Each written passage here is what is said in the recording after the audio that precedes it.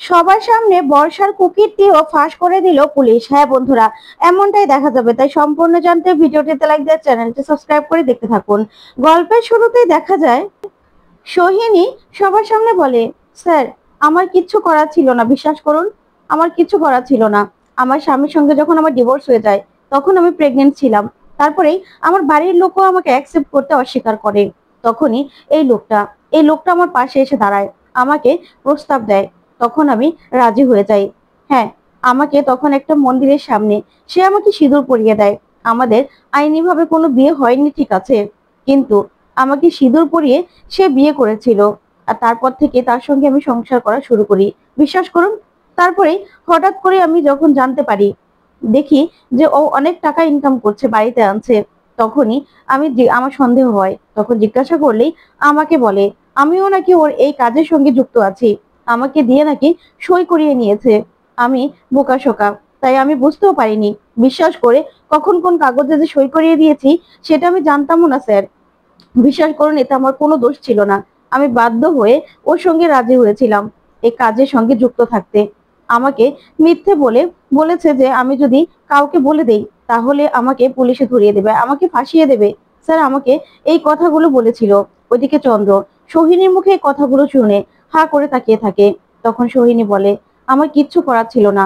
হ্যাঁ, পুলিশে আমি যেতেই পারতাম, কিন্তু স্যার আমি আমার মেয়েটার জন্য যেতে পারিনি।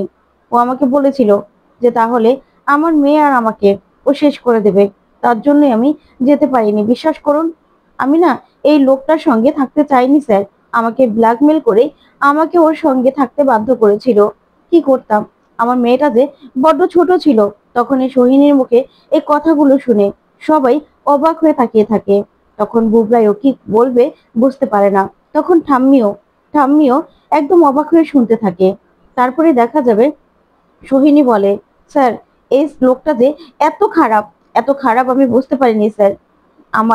আমাকে ও ফাঁসিয়েছে স্যার। এই লোকটা অনেক জঘন্য স্যার।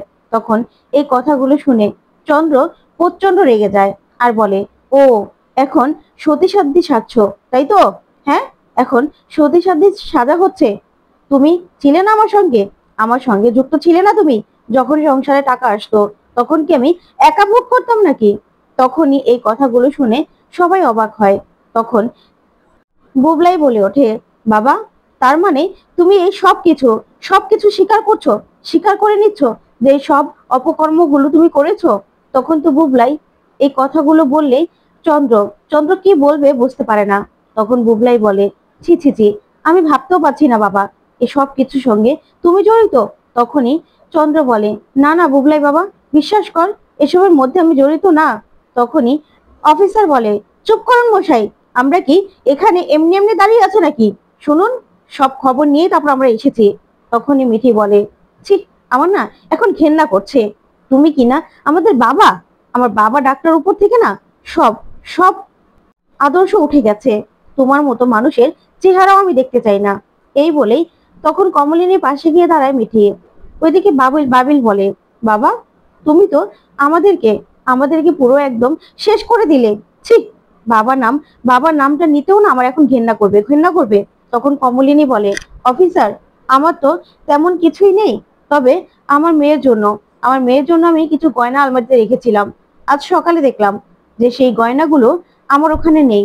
তাই প্লিজ ওদের তো আপনারা নিয়ে যাবেন, তাই ওদের নিয়ে যাওয়ার আগে ওদের ব্যাগপত্রগুলো যদি একটু সার্চ করে দেখতেন, আমার গয়নাগুলো সেখানে নেই। তখন এই কথাগুলো শুনে চন্দ্র প্রচন্ড রেগে যায়, বলে, কমলিনী। তখন কমলিনী বলে, একদম চিৎকার করবেন না, যা সত্যি না সেটাই বলেছি।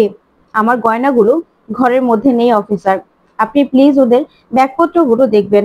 আর তুমি এখনো বড় বড় কথা বলছো, আমার না লজ্জা করছে তোমার তোমার মুখের দিকে তাকাতে। ঠিক, তুমি এত জঘন্য একটা মানুষ, নারী পাচারের মতো একটা জঘন্য কাজের সঙ্গে তুমি যুক্ত ছিলে। যাক, ফাইনালি আমি মুক্তি পেলাম আমি। তখনই বড় ঠাম্মি ছোট ঠাম্মিকে বলে, কিরে লক্ষ্মী, এখনো তোর কিছু বলার মুখ আছে? বল, তুই কিছু বলতে চাস? তখন ঠাম্মি বলে, হ্যাঁ বড় বৌমা, তোমার গয়না চুরি গেছে সেটা তো তুমি আগে বলনি, এখন আমার ছেলেটাকে ফাঁসাতে কথাগুলো বলছো। আর ওইদিকে দেখা যাবে নতুন কমলিনী বাড়ির লোক নিয়ে আসতে থাকে। তখনই পুলিশ ওদেরকে আটকায়। এদিকে তখনই মিঠিল বলে, কেন ঠাম্মি, তোমারও তো সব গয়নাগুলো বন্ধক দেওয়া হয়নি, কিছু গয়না তো তোমারও ঘরের মধ্যে আছে, তাই না? তোমারগুলোও না একটু গিয়ে সার্চ করে দেখো যে তোমার গয়নাগুলো গয়নার জায়গায় আছে কিনা সেটা দেখে নাও না। আর এখন কাকিমা বলছে আর তোমার তাতেই এত জ্বলে যাচ্ছে তোমার। তখনই ঠাম্মি বলে ওঠে, শোনো, হ্যাঁ, ওরা না হয় আমার নাতি নাতনি, ওরা বলতেই পারে, আর আমার বৌমাও বলতেই পারে, কিন্তু তুমি কে বাবু? তুমি কেন সব ব্যাপারে কথা বলছো বলো তো? তুমি কেন কথা বলছো? তখন এই কথাতেই মিঠির অবাক হয়, ওইদিকে বাবিলও অবাক হয়। তখন ঠাম্মি বলে, শোনো, সব ব্যাপারে না তুমি এরকম চটং চটং করে কথা বলবে না। তখন মিঠির বলে, ও মা ঠাম্মি, তুমি জানো না আমি কে? শোনো, তোমার নাতি যদি একটা কথা বলতে পারে না, তাহলে একটা কথা কিন্তু আমিও বলতে পারি, কারণ আমি তোমার নাতবউ হব। সেটা কি তুমি ভুলে গেলে নাকি? আর যদি ভুলে গিয়ে থাকো, তোমাকে আমি আবারও মনে করিয়ে দিলাম। তখনই বর্ষা বলে, সে কবে থেকে তো একই কথা শুনছি, এবারই নাকি বউ হবে বউ হবে। এ বাড়িতে তো বউ হয়ে এখনো আসতেই পারলো না, সে নাকি এইবারে বউ হয়ে আসবে। খালি বারবার করে এই চটাং চটাং কথাগুলো, আর কত যে শুনতে হবে কে জানে। তখন মিঠিল বলে, বর্ষাদি, তোমার মতো মহিলা যে বাড়িতে আছে, সেই বাড়িতে বউ হয়ে এখন আসবো কিনা সেটাও আমাকে ভাবতে হবে। তুমি যতদিন না পর্যন্ত এই বাড়ি থেকে বেরিয়ে যাচ্ছ, ততদিন পর্যন্ত এই বাড়ির বউ হয়ে আমি আসবো কিনা সেটা আমাকে আরেকবার ভেবে দেখতে হবে। বুঝতে পেরেছো? আরেকবার ভেবে দেখে তারপরে না হয় আমি এই বাড়িতে বউ হয়ে আসবো। তোমাকে এই বাড়ি থেকে না তাড়িয়ে আমি আসবো না। তুমি একটা জঘন্য মহিলা, জঘন্য। তখন মিঠিল অফিসারকে বলে, অফিসার, আমিও না মেঘালয়ে গিয়েছিলাম এই মহিলার সঙ্গে দেখা করতে। হ্যাঁ, তখন অন্য একটা কারণে আমি গিয়েছিলাম। তখন কিন্তু উনিও আমার কাছে খুব কান্নাকাটি করেছিলেন আর নিজের অনেক দুঃখের কথা বলেছিলেন। কি কাকিমা, মনে আছে তো? তবে তাকে আমি তখন এই বাড়িতে নিয়ে এসেছিলাম, এখানে একটা কারণে নিয়ে এসেছিলাম, কিন্তু ওনারা যে এসব কাজের সঙ্গে যুক্ত সেটা কিন্তু ভুনাক্ষরেও কেউ টের পায়নি। তারপরে মিঠিল মিঠিকে বলে, মিঠি, দুঃখ করিস না, একটা কথা আছে না। তখনই বড় ঠাম্মি বলে, আমি বলছি, দুষ্টু গরুর থেকে শূন্য গোয়াল না অনেক ভালো, তাই এগুলো নিয়ে না একদম ভাববি না, যা হয়েছে ভালোই হয়েছে। ওইদিকে নতুন কমলিনীর বাবা মা তারপরে ভিতরে আসে, ওইদিকে দেখা যাবে ঠাম্মি কাঁদতে থাকে। তখনই নতুন এসে বলে, কমলিনী, মিঠি। তখন মিঠি বলে, নতুন কাকু তুমি এসেছো? তখনই দেখা যাবে কমলিনীর বাবা আর কাকু দাঁড়িয়ে আছে। তখনই কমলিনীর কাকু বলে, জানিস তো, যে জামা কাপড় পরা ছিলাম সেই জামা কাপড় পরে চলে আসতে হলো, তো বাবা দাঁড়াতে দিল না, কি হয়েছে বলতো? ওইদিকে কমলিনী মা বলে, মা, বাড়িতে তো পুলিশ কেন, তোকে আবার কোনোভাবে ফাঁসায়নি তো? ওইদিকে ভিতরে থাকা অফিসার পুলিশ অফিসারকে ফোন করে ভিতরে যেতে বলে। এদিকে কমলিনীর বাবা বলে, কি হয়েছে রে মা, বুড়িমা, কি হয়েছে? আমরা তো চিন্তায় পড়ে গেছি। তখনই কাকুমণিও বলে, হ্যাঁ বুড়িমা, আমরা তো চিন্তায় পড়ে গেছি, কি হয়েছে রে? তখনই দেখা যাবে চন্দ্র চন্দ্র দাঁড়িয়ে আছে। তখন সোহালিয়া কাঁদতে থাকে আর বলে, মা, আমি তোমাকে ছাড়া কি করে থাকবো বলো তো? আমি তোমাকে যেতে দেবো না তোমাকে, আমি তোমাকে ছাড়া যে আমি থাকতে পারবো না মা। আমি কি করে থাকবো বলো তো? কি করে থাকবো? তুমি ছাড়া যে আমার আর কেউ নেই মা।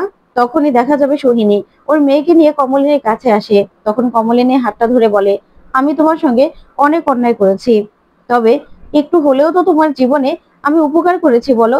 আজকে আমি এসব করেছি বলেই হয়তোবা তুমি বেঁচে গেছো। তখনই কমলিনী সোহিনীর কাছ থেকে নিজের হাতটা ছাড়িয়ে নেয়। তখন সোহিনী বলে, তার জন্য অন্তত তুমি ডিভোর্সটা তো পেয়েছো এই লোকটার কাছ থেকে, না হলে এই লোকটা কোনোদিনও তোমাকে ডিভোর্স দিত না, সারা জীবন তোমাকে এভাবে ঝুলিয়ে রাখতো। তাই আমি তোমার কাছে হাত জোর করে ক্ষমা চাইছি কমলিনী, তুমি আমাকে ক্ষমা করে দাও। আর আমার মেয়েটার তো কোনো দোষ নেই, তুমি আমার মেয়েটাকে তোমার কাছে আশ্রয় দাও কমলিনী, আশ্রয় দাও। আমি আমি আমার মেয়েকে তোমার হাতে তুলে দিতে চাই। আমি আমাকে তো জেলে নিয়ে যাবে, আমার মেয়েটার কি হবে বলো? আমার মেয়েটাকে তুমি তোমার শিক্ষায় বড় করবে কমলিনী, বলো না। তখন কমলিনী তাকিয়ে থাকে সোহিনীর দিকে। ওইদিকে কুর্চি সহ সবাই সবাই তাকিয়ে থাকে। তখন কমলিনী বলে, দেখো, তোমার মেয়ের তো আর কোনো দোষ নেই, তুমি যা করেছো, হ্যাঁ, অন্যায় করেছো। তখনই মিঠি বলে ওঠে, না মা, ও এই বাড়িতে থাকবে না ওই বাড়িতে। ওদের কারো ছায়া এই বাড়িতে থাকবে না। এই বাড়িতে থাকলে না আমি কিছুতেই ওদেরকে অ্যালাউ করবো না, কিছুতেই না। তখন তো সোহিনী এই কথা শুনে অবাক হয়। তখন বাবিল বলে, হ্যাঁ মা, আমিও চাই না যে এই মেয়ে এই বাড়িতে থাকুক। পরের ঝামেলা আমাদের কাঁধে নেওয়ার কি দরকার বলো তো, কি দরকার? তখন তো বুবলাই এই কথা শুনে তাকিয়ে থাকে আর বলে, বাবা, তুমি এরকম একটা কাজ করতে পারলে বাবা? ছি ছি ছি, করতে পারলে? তখনই বর্ষা বলে ওঠে, আচ্ছা রুদ্র, এখনো তো কিছু প্রমাণ হয়নি, বলো। কেউ কিছু বললেই যে সেই কথাটা সত্যি, সেটা তো সত্যি নাও হতে পারে। কোর্টে কেসটা উঠবে, সেখানে বিচার হবে, তারপরে না হয় জানা যাবে, ঠিক না? তখনই অফিসার বলে ওঠে, ইনিকে, ইনি এত কথা বলছেন কেন? তখনই বুবলাই বলে, ও আমার স্ত্রী। তখনই দেখা যাবে অফিসার বলে, শুনুন, এই বাড়িতে আসার আগে না প্রতিটা মানুষের মানুষের সম্পর্কে আমরা জেনে তারপর এসেছি। শুনুন ম্যাডাম, এরকম একটা কিছু করবেন না যে কেঁচো করতে কেউটে বেরিয়ে আসে, বুঝতে পেরেছেন? আমরা কিন্তু সবার সম্পর্কে সবকিছু জেনেই তারপর এখানে পা রেখেছি। তখন বর্ষা বলে, মানে কি বলতে চান অফিসার? তখন অফিসার বলে, মানেটা না হয় আপনাকে নাই বললাম, মানেটা আপনি ভালো করে জানেন যে আমি কি বলতে চেয়েছি। তাই আপনার মুখটা না অন্তত আপনি একটু বন্ধ রাখুন, না হলে কিন্তু এদের সঙ্গে আপনাকেও আমরা তুলে নিয়ে যেতে বাধ্য হব, বুঝতে পেরেছেন? তাই আপনাকে অন্তত আমি চুপ থাকতে বলছি, চুপ থাকবেন আপনি। তখন এই কথা শুনে বর্ষা প্রচন্ড ভয় পেয়ে যায়। তখন বুবলাই বলে, চুপ কর, চুপ করো তুমি। তারপরেই দেখা যাবে চন্দ্র বলে, মা বিশ্বাস করো, আমি এসব কিচ্ছু করিনি, কিচ্ছু করিনি। তখনই ঠাম্মি বলে, একদম মা বলে ডাকবি না, একদম মা বলে তুই আমাকে ডাকবি না, কুলাঙ্গার সন্তান, তুই শেষ পর্যন্ত কিনা এসব কিছু করলি। তখনই নতুন অফিসারকে বলে, আচ্ছা অফিসার, কি হয়েছে আমাকে একটু বলবেন? আমি স্বতন্ত্র বোস, এই বাড়ির এই বাড়ির একজন মেম্বার, বলুন, বলুন কি হয়েছে, আমি জানতে চাই, এরা কি করেছে? তখনই অফিসার বলে, ওরা নারী পাচারের সঙ্গে জড়িত, ওরা নারী পাচারের একটা র্যাকেটের সঙ্গে জড়িত। যা শুনে নতুন সহ সবাই সবাই চমকে যায়। তখনই অফিসার সবটা নতুনকে খুলে বলে, আর বলে, আমরা সেই মেঘালয় থেকে এসেছি এদেরকে ধরতে। এরা অনেক মেয়ের জীবন নষ্ট করেছে, অনেক মেয়েকে পাচার করে দিয়েছে। এরা স্বামী স্ত্রী মিলে এই র্যাকেটটাকে চালাতো, এদের সঙ্গে আরো দল ছিল। তখনই নতুন বলে, তার মানে নিউজে যেই যেই কথাগুলো শুনেছিলাম সেটাই নিউজে এটা দেখেছিলাম আমি। তখনই অফিসার বলে, হ্যাঁ, এই নিউজের সেই দুজন ব্যক্তি এরা। তখনই দেখা যাবে কমলিনীর মা বলে, বুড়ি রে, তুই বেঁচে গেলি মা, বেঁচে গেলি। তখনই দেখা যাবে কমলিনী বাবা বলে, হ্যাঁ বুড়িমা, আমিও তোকে প্রথম দিকে এই লোকটার সঙ্গে একসঙ্গে থাকতে বলেছিলাম, তোকে আমি কত কথা শুনিয়েছিলাম, এই লোকটাকে ভালো মনে করেছিলাম আমরা। ভাগ্যিস তুই থাকিস নি মা, তোর কাছে আমরা সত্যি কৃতজ্ঞ, তোর জীবনটা আজকে বেঁচে গেছে রে মা, বেঁচে গেছে। আমরা অন্যায় করেছিলাম, কিন্তু তুই অন্যায় করিসনি। তখনই দেখা যাবে নতুন বলে, চন্দ্র, তুই টাকার জন্য এতটা নিচে নামতে পারলি? ছি, আমি না ভাবতেও পারছি না, তুই টাকার জন্য নারী পাচারের মতো একটা জঘন্য কাজ করতে পারলি, করতে পারলি তুই, কি করে পারলি এটা করতে? তখন কুর্চি বলে, অফিসার, এই লোকটাকে এই লোকটাকে এমন কঠিন শাস্তি দেবেন যাতে এই লোকটা কোনোদিনও আর জেল থেকে বেরোতে না পারে, এই লোকটা যেন আর কোনোদিনও কারো চেহারা পর্যন্ত না দেখে। তখনই চন্দ্র চিৎকার করে ওঠার বলে, কুর্চি। তখন কুর্চি বলে, একদম চোখ রাঙিয়ে কথা বলবে না, একদম, তোমাকে অনেক সহ্য করেছি, আর সহ্য করবো না। তখনই কাকুমণি বলে, চুপ করো তুমি, আবার বড় গলা করে কথা বলছো, তোমার এত বড় গলা কোথা থেকে আসে? আর বেয়ান, এখন কি বলবেন? আপনার ছেলেকে পেয়ে তো আমাদের মেয়ের উপর কম অত্যাচার করেননি, কম নির্যাতন তো করেননি আপনারা। আপনার ছেলের কথায় ভুলে আপনি আমার মেয়েটাকে অনেক অত্যাচার করেছেন। এখন এখন কি বলবেন আপনি? কিছু বলুন, আপনার কি বলার আছে? তখন বড়টা মেয়ে বলে, ও আর কি বলবে, ওর কিছু বলার মুখ আছে নাকি? তখনই প্রসূন বলে, ছি ছি ছি, আমার না ভাবতেও অবাক লাগছে, অবাক লাগছে চন্দ্র, তুমি কিনা এত খারাপ মানুষ, এত খারাপ মানুষ হতে পারে মানুষ? তখনই কমলিনীর মা কমলিনীকে বলে, হ্যাঁ রে বুড়িমা, আমিও তোকে কতবার বলেছিলাম যে তোর স্বামীর সঙ্গে তুই এক হয়ে যা, তুই আমাকে ক্ষমা করে দিস মা, ক্ষমা করে দিস, এই লোকটা যে এত খারাপ আমি তো বুঝতে পারিনি। তখনই বুবলাই চন্দ্রকে বলে, বাবা, তুমি তো আমাকে একদম শূন্য করে দিলে, তোমাকে আমি এত বিশ্বাস করেছিলাম, তুমি কিনা শেষ পর্যন্ত আমার বিশ্বাসটা ভেঙে দিলে। এখন তো আমার মাও রইলো না, আর বাবাও নেই, আমি কি করব বাবা? আমি তো একদম শূন্য হয়ে গেলাম, কেন করলে এটা, কেন ঠকালে আমাকে? তখন তো বুবলাইয়ের এই কথা শুনে প্রচন্ড রেগে যায় সবাই। তখন নতুন বলে, থাম বুবলাই, তুই থাম, আসলে তোর বাবা এরকম অপরাধ করেছে বলে তুই তোর মাকে আর তোর বাবাকে এক জায়গায় দাঁড় করিয়ে দিলি, কি করে, কি করে পারলি তুই? তোর বাবা অন্যায় করেছে, তোর বাবা না 20 বছর এখানে ছিল না, তোর বাবা তোকে লালন পালনও করেনি, আর তোর মা তোর জন্য কি না করেছে? তুই তোর মায়ের ভালোবাসাটা বুঝতে পারছিস না, আর তুই তোর বাবার অন্যায়টা বুঝতে পারলি। এমন দিন আসবে যে তোর মায়ের মাকেও না তুই বুঝতে পারবি, সেদিন হয়তোবা আমি এখানে থাকবো না, আমি হয়তোবা অনেক দূরে চলে যাব, তারপরেও না আমি দূরে থেকেও না এটা দেখবো। আমার মনে হচ্ছে খুব শীঘ্রই তুই বুঝতে পারবি যে তোর মা তোকে কতটা ভালোবাসে, আর তোর মা কি জিনিস। সেদিন সেদিন না অন্তত আমি দূরে থেকে আর যাই করি, আমাকে না ফোন করে বলবি। তখন কুচি বলে, আমার না ভাবতে অবাক লাগছে, অবাক লাগছে, আমার লজ্জা করছে অফিসার, ওনাদেরকে নিয়ে যান এখান থেকে। আর আমি আপনাকে বলছি, একজন মহিলা হয়ে কি করে পারলেন এতটা নিচে নামতে বলুন তো? আপনি তো আমার বৌদি ভাইকেও কম অত্যাচার করেননি, কম কথা শোনাননি। এখন এখন কি হলো? আপনাদের মতো জঘন্য মানুষটা যে এখানে ছিল, সেটাই না ভাবতে আমার খারাপ লাগছে আমার। তখনই দেখা যাবে সেখানে পুলিশ চলে আসে, আর অফিসার বলে, ওনাকে নিয়ে চলুন ওনাকে।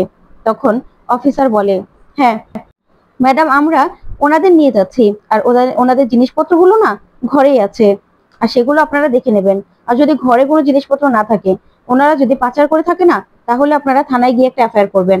তখনই দেখা যাবে কমলিনী বলে, সত্যি তাহলে আমার আজকে মুক্তি হলো এই পাপীদের হাত থেকে আমি মুক্তি পেলাম অফিসার।